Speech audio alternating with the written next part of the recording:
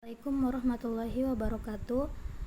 Nama saya Musfira Ismaini Balu dengan NIM 131414200048. Di sini saya akan menjelaskan peran organisasi, sikap profesionalisasi dalam pendidikan.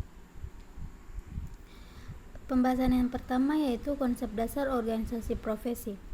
Organisasi adalah suatu kesatuan manusia antara dua orang atau lebih yang di dalamnya terdapat pengaturan dan aturan serta sistem kegiatan kerja untuk mencapai suatu tujuan bersama.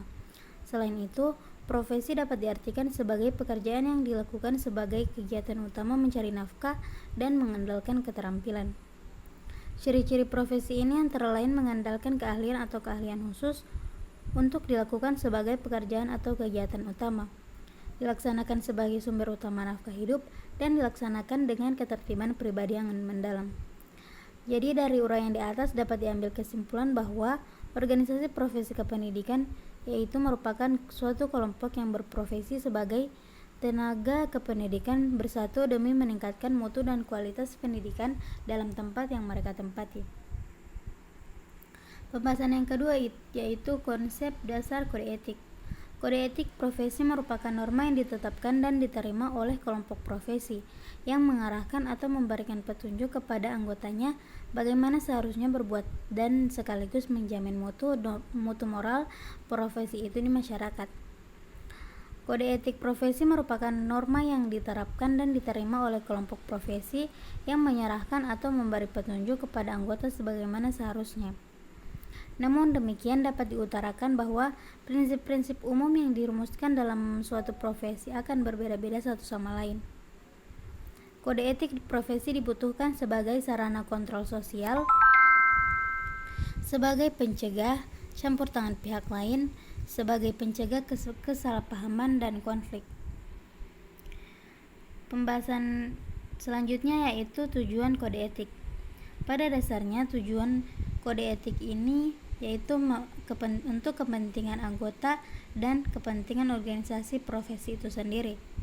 Secara umum, tujuan mengadakan kode etik adalah yaitu yang pertama, menjunjung tinggi martabat profesi.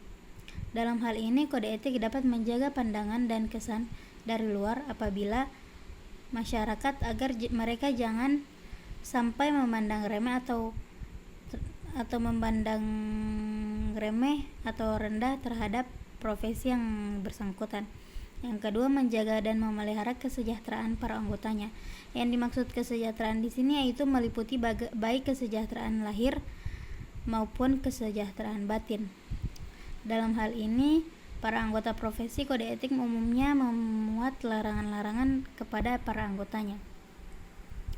Yang ketiga, meningkatkan pengabdian pada para anggota. Tujuan lain kode etik dapat juga berkaitan dengan peningkatan kegiatan-kegiatan profesinya, sehingga bagi para anggota profesi dapat dengan mudah mengetahui tugas dan tanggung jawab pengabdiannya dalam melaksanakan tugasnya.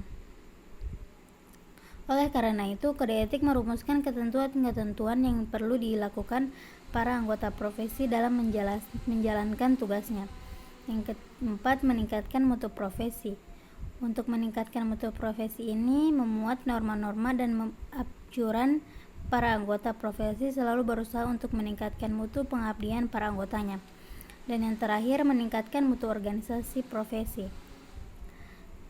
Untuk meningkatkannya, maka diwajibkan kepada setiap anggota profesi untuk secara aktif berpartisipasi dalam membina organisasi profesi dan kegiatan-kegiatan yang dirancang. Baik, itu saja pemaparan materi dari saya. Lebih dan kurangnya saya mohon maaf. Terima kasih. Wassalamualaikum warahmatullahi wabarakatuh.